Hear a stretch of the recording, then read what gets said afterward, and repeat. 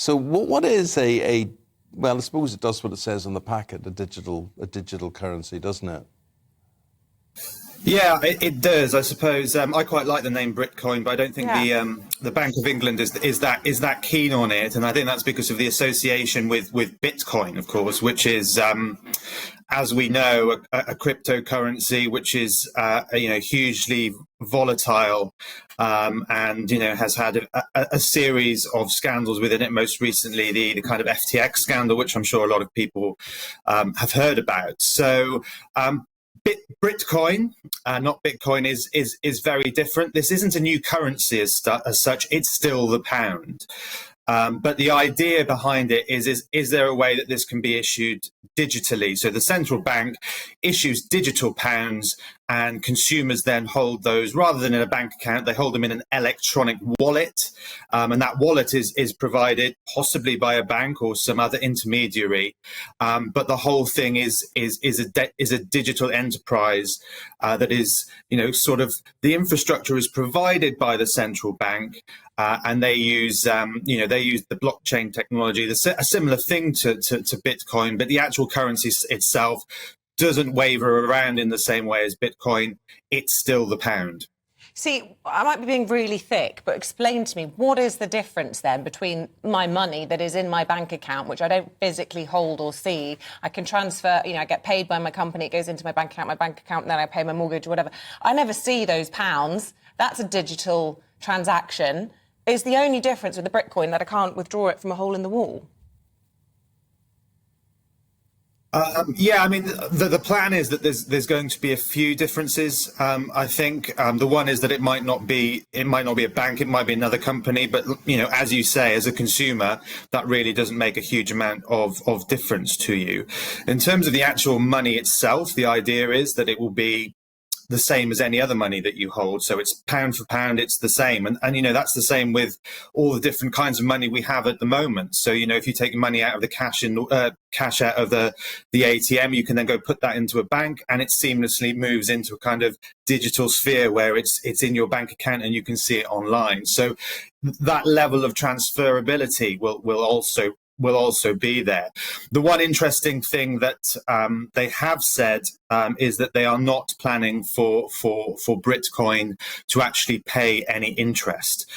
So that means that it's not kind of devised as a way for people to save money. It's really a transactional thing, and that's almost certainly a provision that's put there to provide some protection for the existing banking system. Okay, and talking about the systems, Laith, just a couple of comments from viewers and listeners.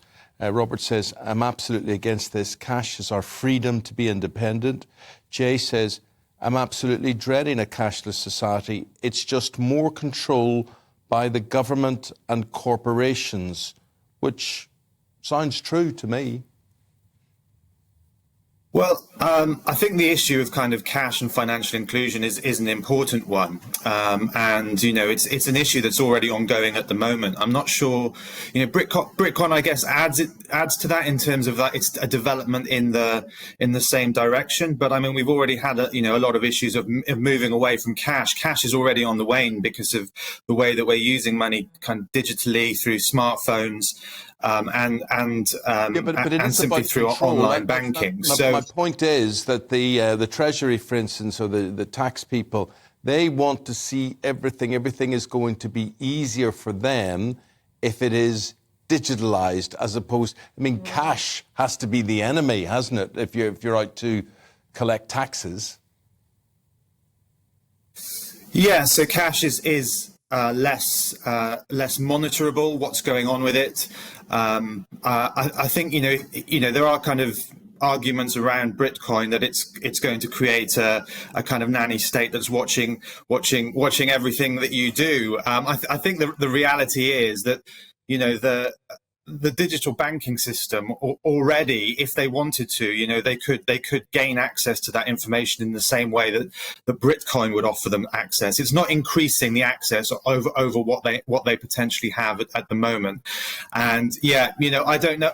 I suspect the Britcoin will eventually be used for fairly to begin with, at least, fairly routine, transactions, kind of buying a ham and pickle sandwich down at Sainsbury's or whatever. So whether that's kind of a hugely amount of highly sensitive information probably depends on your perspective, I guess. But I don't see this as kind of a step change, but it is, I guess, a move in that same direction. Just finally, Laith, as a financial analyst, if it happens, how far away is this likely to be before it's implemented? Fair way.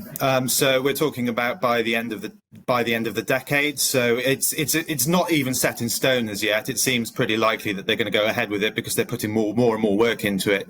But the end of the decade is what they've said is in terms of their goal for when it might be launched. Okay, Laith Khalaf, a financial analyst at AJ Bell. You've explained that so brilliantly. We'll definitely have you back. Nice to meet you. Thanks for coming on. See you again.